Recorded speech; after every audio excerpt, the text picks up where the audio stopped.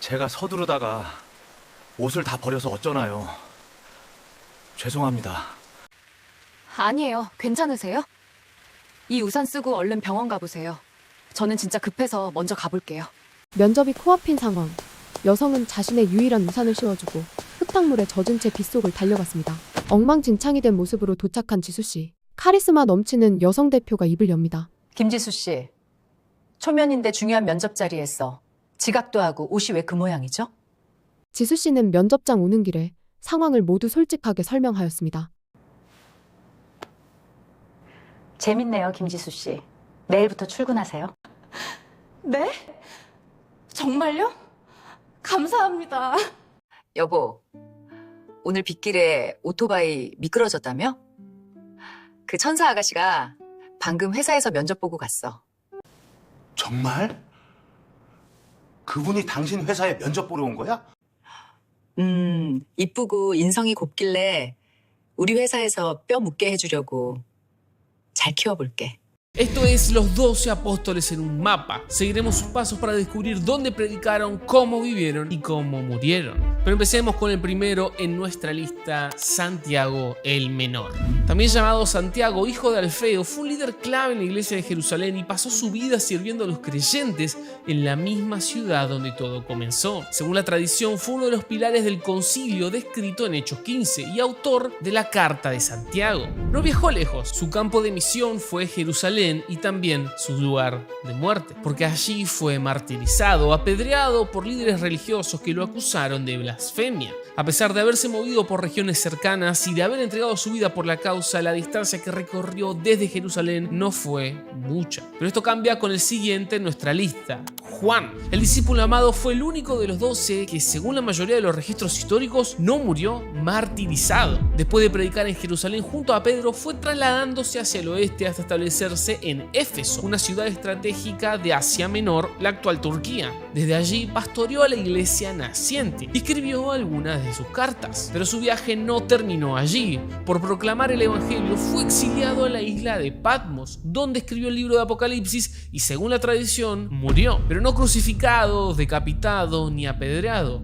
sino de anciano, habiendo visto y escrito el fin de los tiempos. Número 3. Judas Tadeo. A menudo olvidado por compartir nombre con el traidor, Judas Tadeo fue todo lo contrario, un discípulo fiel hasta el final. Predicó primero en Judea y Samaria, pero su viaje no terminó allí. La tradición más aceptada lo sitúa en la región de Mesopotamia y luego en Persia, lo que hoy conocemos como Irán. Algunos escritos armenios antiguos incluso lo llaman el Iluminador de Oriente. Su destino final fue la ciudad de Suse, donde, según se cuenta, fue martirizado por negarse a rendir culto a los dioses persas. Pero Judas no estaba solo, sino que fue acompañado por el siguiente apóstol en nuestra lista, Simón el Celote. Simón no era un hombre común. Antes de seguir a Jesús, probablemente formó parte de un movimiento judío nacionalista conocido como los Celotes, de ahí su nombre. Los Celotes estaban dispuestos a pelear para liberar a Israel de la esclavitud del yugo de Roma, pero su verdadera revolución llegaría después como apóstol del Hijo del Hombre. Tras la resurrección de Jesús, algunas fuentes lo ubican predicando en Egipto, otras en Libia e incluso hay quienes dicen que llegó hasta las Islas Británicas. Sin embargo, la tradición más firme lo sitúa también en Persia como compañero de Judas Tadeo. Ambos fueron ejecutados brutalmente por negarse a renunciar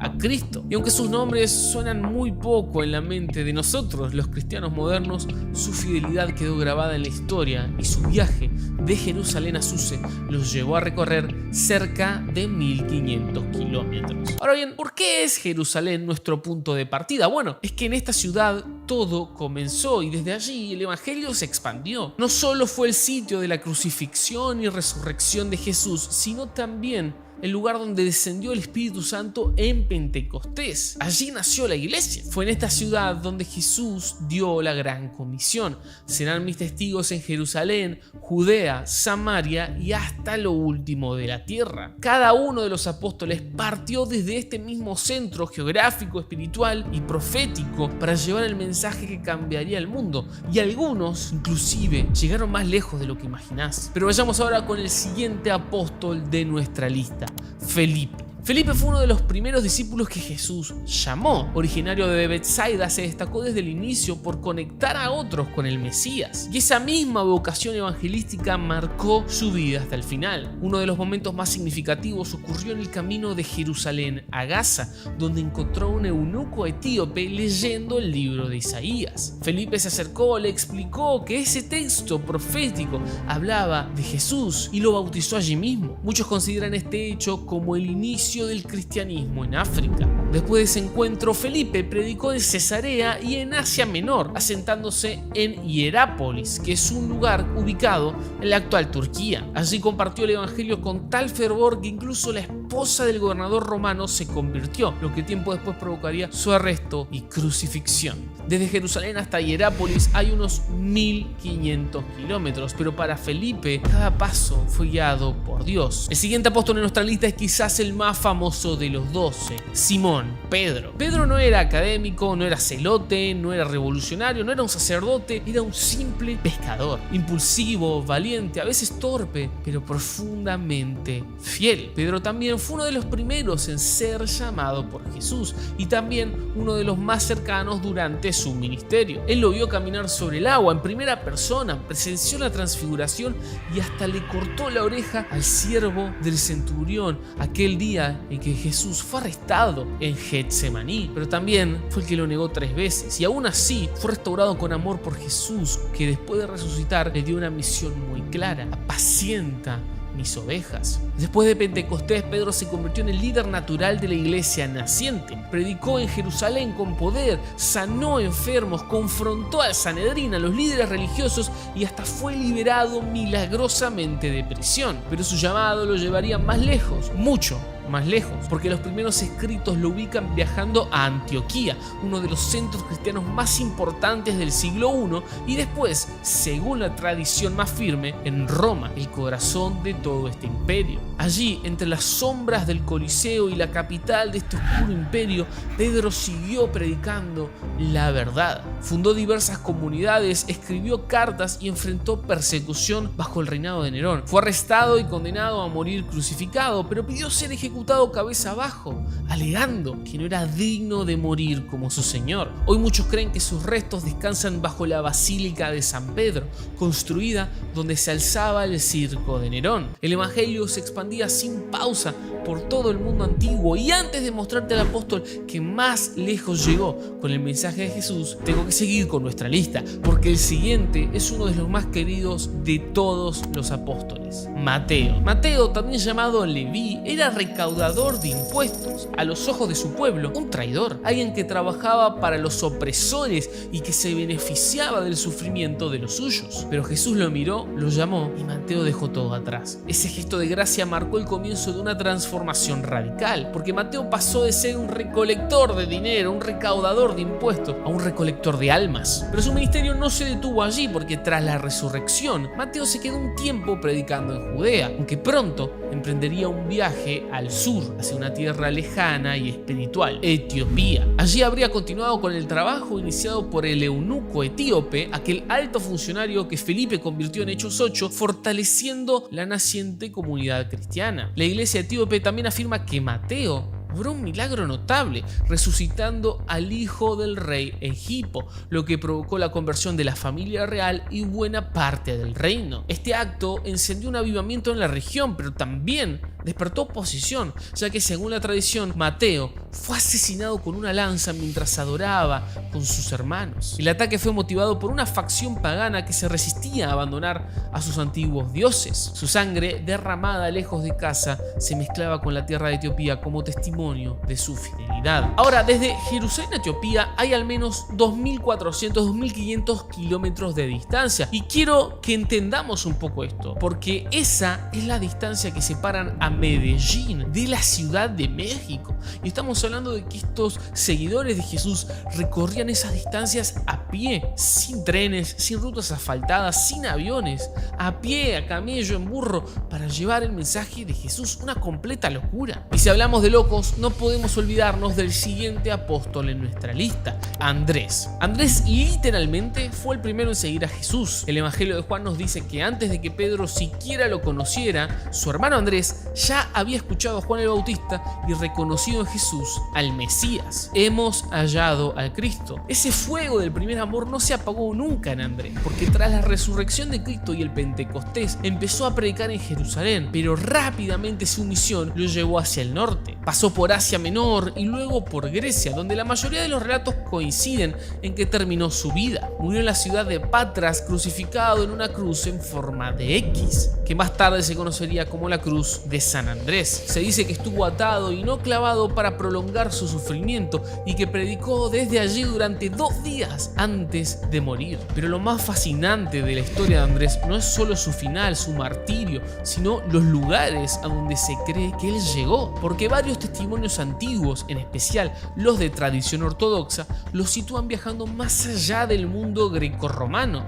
internándose en una región vasta y poco civilizada llamada Escitia. Esta tierra incluye lo que hoy sería Ucrania, el sur de Rusia, Georgia y parte de Kazajistán. Si esta tradición es cierta, y muchas iglesias sostienen que sí, Andrés le predicó a tribus nómades, probablemente usando traductores, y se expuso a peligros extremos, cruzando más de 2.600 kilómetros desde Jerusalén. Por eso se lo ha considerado a lo largo de los siglos como el fundador espiritual de la iglesia en Europa del Este. Y si crees que Andrés llegó lejos, espera ver el siguiente en nuestra lista, Bartolomé. Pero antes quiero que hablemos del elefante en la sala. En lo que vamos del video he mencionado varias veces la frase según la tradición. Ahora, ¿qué significa esto específicamente? Bueno, la realidad es que además de los relatos bíblicos directos, gran parte de lo que sabemos sobre los viajes y el destino final de los apóstoles proviene de antiguas tradiciones, de escritos de los primeros historiadores de la iglesia y de la memoria colectiva de las comunidades cristianas que oralmente fueron compartiendo sus testimonios. Estas tradiciones no siempre son verificables con la precisión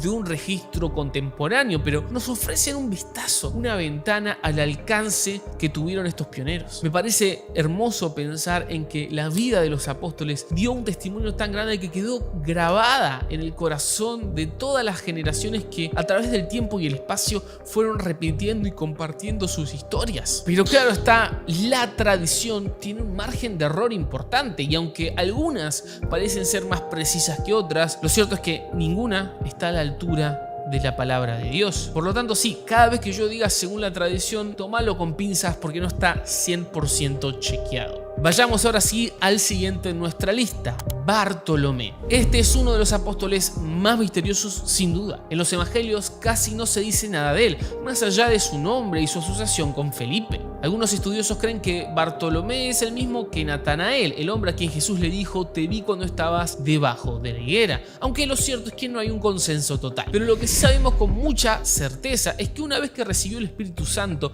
este apóstol emprendió una misión extraordinaria hacia el este. Primero predicó en regiones como Licaonia y Frigia, que es lo que sería conocido hoy como Turquía. Pero su viaje continuó, porque la tradición lo ubica luego en Armenia, donde algunos consideran que fundó la iglesia apostólica armenia, y aún más allá, en la lejana tierra de la India. Según el historiador Eusebio de Cesarea, Bartolomé llegó a la costa occidental de la India y dejó allí una copia del Evangelio de Mateo escrita en hebreo, en la región que hoy se conoce como Kanyakumari. Algunos textos incluso mencionan que sus palabras impactaron a sabios hindúes y a la nobleza local. En cuanto a su muerte, los relatos más antiguos y coincidentes lo sitúan de regreso en Armenia, donde fue martirizado brutalmente. Se dice que fue desollado vivo y luego decapitado por convertir al rey Polimio al cristianismo, provocando la ira de los sacerdotes paganos. Es por eso que en el arte cristiano se lo representa muchas veces sosteniendo su propia piel, como en la famosa pintura de Miguel Ángel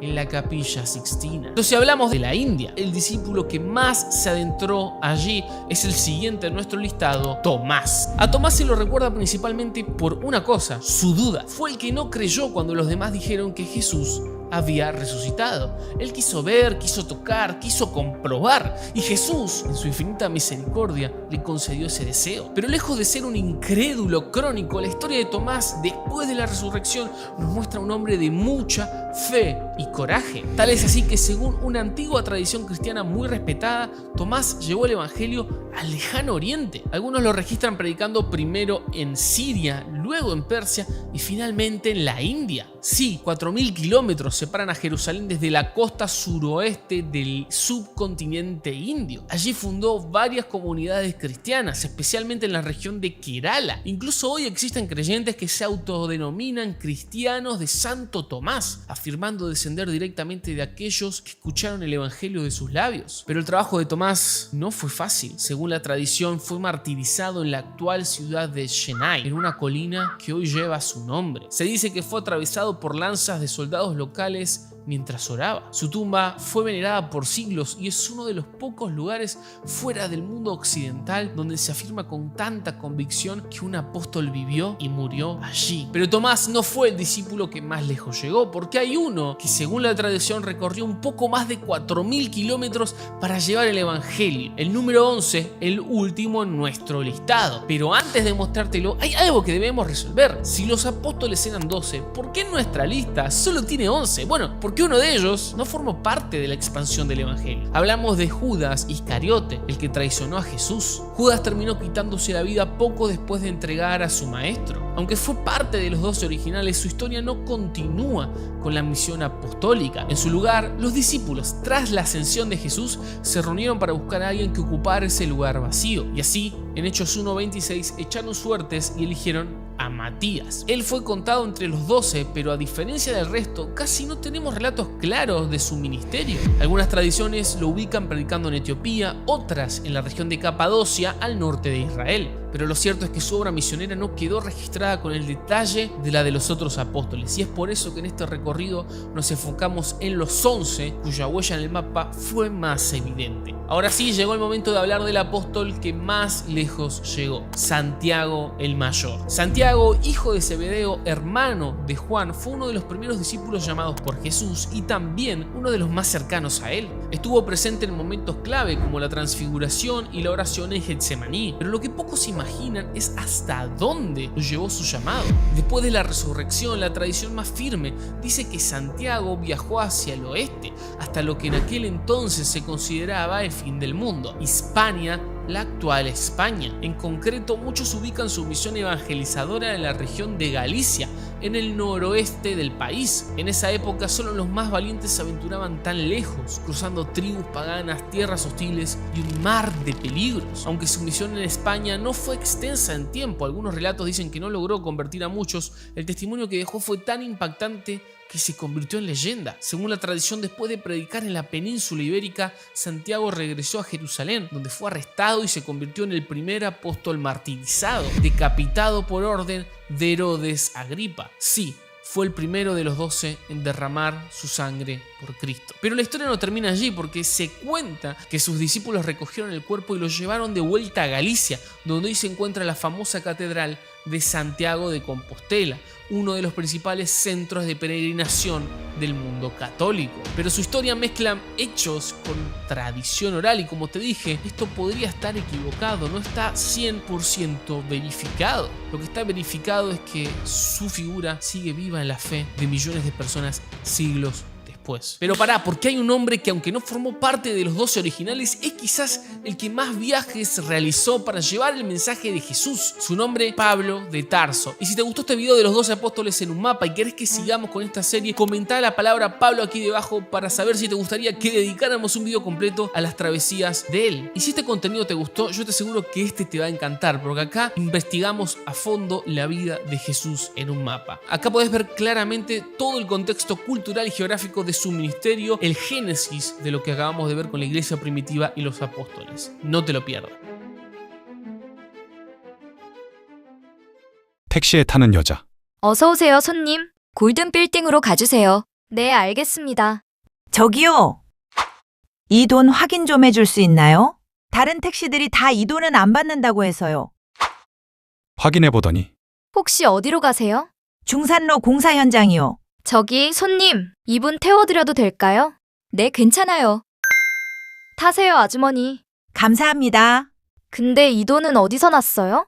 어제 현장에서 일하고 일당으로 받은 돈이에요. 나머지 돈도 지금 가지고 계세요? 네, 가지고 있죠. 제가 현금이 좀 필요해서 그런데 현금 주시면 제가 계좌로 돈 보내드릴게요. 잠시만요. 보냈습니다. 네, 확인했어요. 그럼 출발하겠습니다. 잠시 후 도착했습니다. 아, 얼마예요? 돈도 바꿔주셨는데 안 주셔도 돼요. 그럼 제가 너무 미안한데. 괜찮아요. 조심히 가세요. 네, 그럼. 감사합니다. 응, 엄마. 다음 주가 수술하는 날이지? 돈은 걱정하지 마. 내가 구해볼게. 엄마, 지금 손님 계셔서 조금 있다가 다시 전화할게. 기사님, 저 여기서 내릴게요.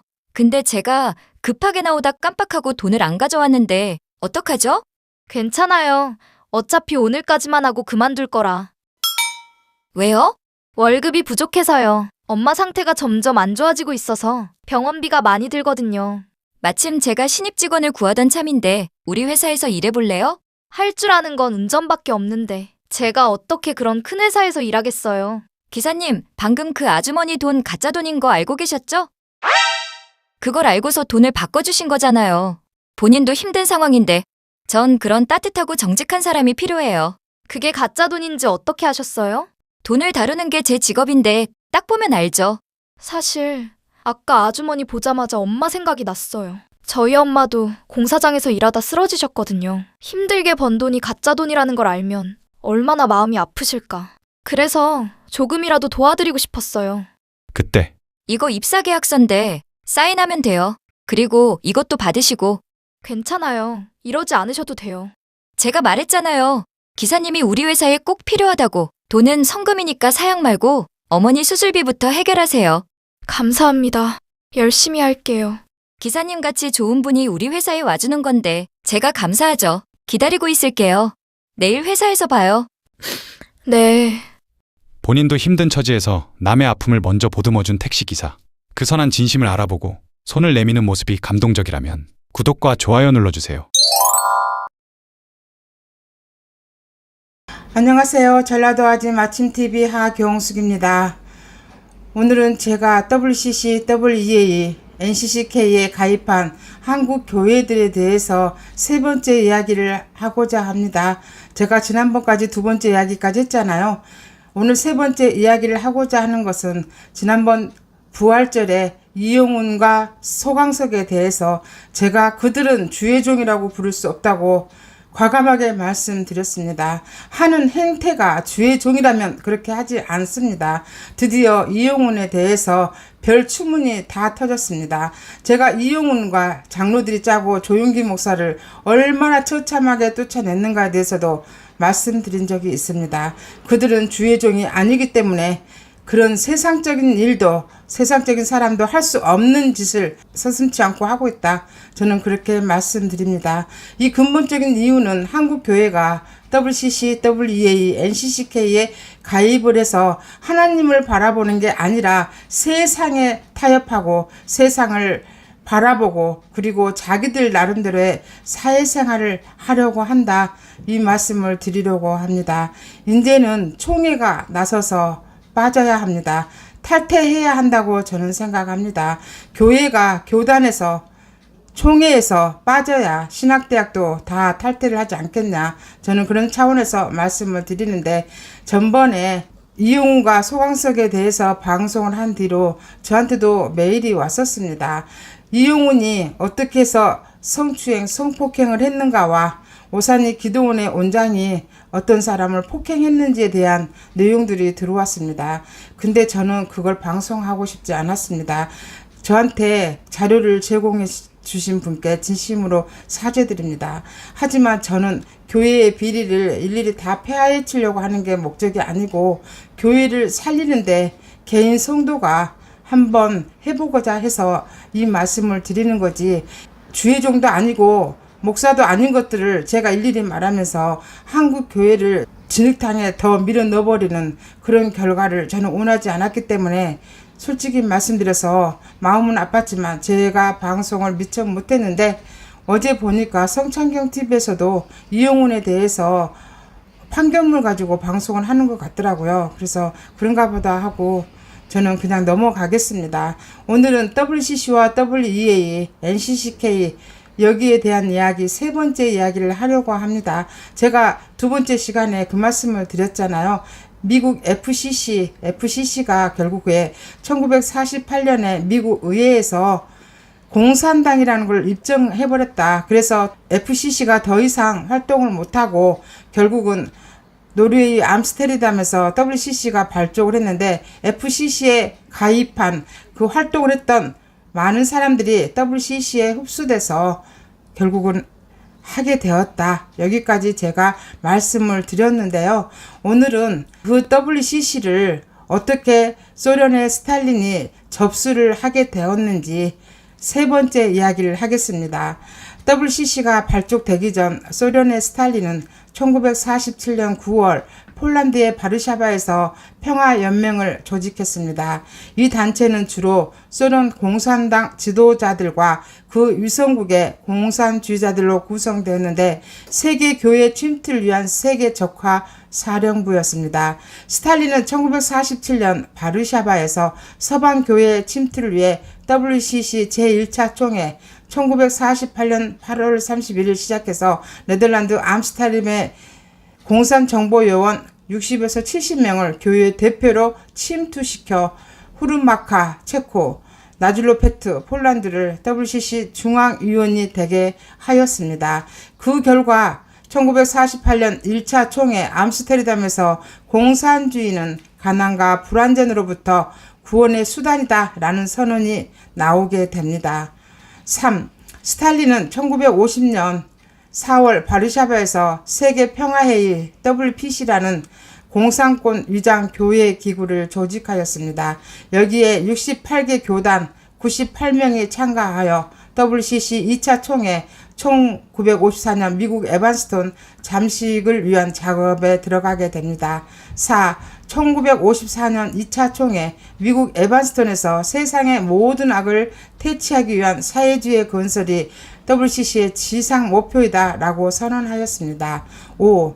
소련 공산당 서기장 후르쇼프는 제3차 WCC 총회에 대비하여 1958년 11월 체코 프라하에서 세계 기독교 평화회의를 조직하였고 이 회의에 서방 교회에서만 600여 명이 참가하였습니다.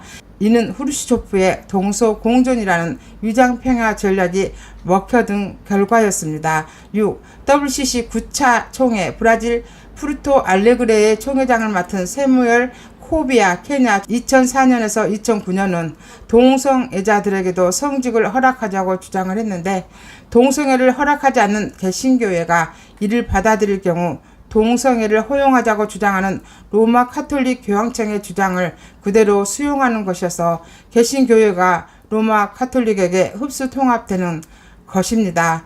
현재 프란치스코 교황도 수차례 동성애를 지지한다고 발언한 바 있습니다. 또 세뮤얼 코비아 총회장은 2009년 10월 17일 평양 봉수교회 설교를 통해서 남북한 교회는 그리스도 안에서 한 몸임을 강조하였을 뿐만 아니라 10월 19일에는 김영남 북한 최고인민회의 상임위원장을 만나기도 하였습니다. 북한 봉수교회는 1988년 WCC가 8만 달러 및 야마하 피아노 한 대, 봉고차 한 대를 기증하여 1989년에 완공된 교회로 1989년 6월 평양 세계 청년 학생 축전을 앞두고 급하게 만들어진 가짜 개신교회입니다. 문재인 정권 때 한국교회 목사들이 북한 봉수교회 7고교회에서 설교를 하기 위해서 돈을 1,000만 원씩 내고 설교를 한 사람들이 많습니다. 또 이 교회들의 자금, 현물 등을 보낸 교회들이 많고 여의도의 한 대형교회는 평양에 병원을 지어주는 등 대북제재 위반을 많이 하였습니다. 이 여의도의 한 교회가 순복음교회인데요. 이때는 조용기 목사님이 평양에 병원을 지었는데요. 이때 김대중 때였어요. 김대중 때 엄청난 압박이 있었는데 하도 압박이 심하니까 조용기 목사가 그러면 북한에는 결핵 환자가 많으니 결핵병원을 지어주겠다. 이렇게 했더니 당 간부들이 대부분 심장질환을 많이 앓고 있다고 합니다. 그래서 그들에 의해서 결국 심장병원을 짓게 되었다는 걸로 저는 알고 있거든요. 2013년 10월 30일부터 11월 8일까지 부산에서 개최되었던 제10차 WCC 부산총회에서 동성애를 위한 책자와 유인물을 나누어주는 홍보 부스가 마련되었습니다. 우리나라에서 WCC가 열렸는데 동성애를 위한 그 유인물을 나눠줬다고 합니다. 이것은 벌써 성경에 위반되는 일이라고 저도 그렇게 생각을 합니다. 개신교 성경에 정면으로 배치되는 행위를 하였습니다. 성경과 하나님을 부정하는 행위를 하였습니다. 또 이 당시 발표된 한반도의 평화와 통일에 대한 성명서, 일명 평화통일성명서는 아래와 같은 내용이 발표되었는데요. 지금 WCC가 부산에서 열렸는데 거기에서 한 4가지 정도 성명서가 발표됐다고 합니다. 그 성명서 내용이 1. 평화협정 체결 주장. 2. 북한 정권에 대한 경제제재, 금융제재 해제. 3. 한반도에서의 모든 군사훈련 중단 촉구. 4. 남북한 교회 협력과 연대를 강조. 이게 지금 좌파들이 주장하는 건데 WCC에서 이거를 성명서로 채택했다는 겁니다. 이래서 WCC가 공산주의자들이 접수한 단체다, 기구다 이런 말들이 나오는 거 아니겠습니까? 이 4가지를 성명서로 채택했다는 이유 하나만으로도 WCC는 공산주의가 뒤에서 조종하고 있다는 것에 부인을 못할 거라는 생각이 저도 든다 그 말입니다.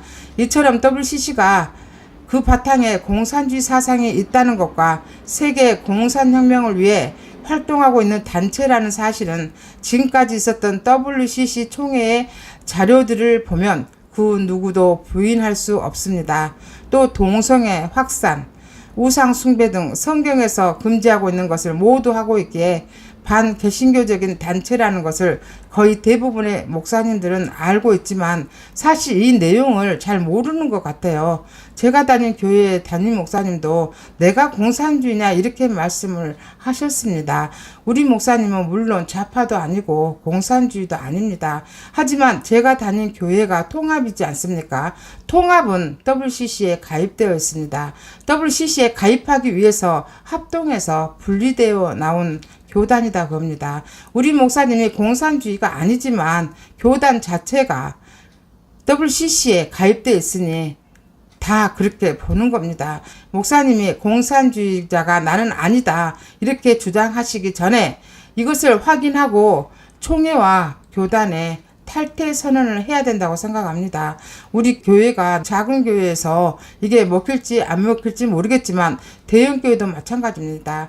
여러분들이 이 방송을 보고 계신 여러분들이 교회에서 목사님한테 교단에 항의를 하시고 탈퇴를 해야 됩니다. 하나님이 우리를 구원해 주신다고 생각하는 우리에게 영혼 구원은커녕 공산주의 사상을 틀어 박히고 있다는 거 이거 상당히 문제라는 생각이 들지 않겠습니까? 그렇기 때문에 저도 이 WCC에 탈퇴해야 된다는 거 찬성을 하는 바입니다. 여러분 지금 교회가 어떤 길을 가고 있습니까? 교회는 지금 굉장히 허황된 행동을 하고 있습니다. 교회가 정치 이야기를 안 한다고 서명하는 교회도 있습니다. 왜 교회가 정치 행위를 안 합니까?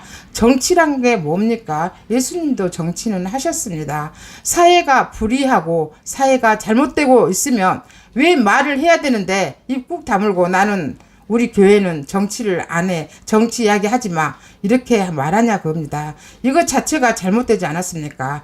이러니까 사람들이 교회에 나가지 않습니다. 지금 나라가 망하고 있는데 영혼 구원이 무슨 급선무겠습니까? 많은 사람들은 저와 같은 생각을 하실 겁니다.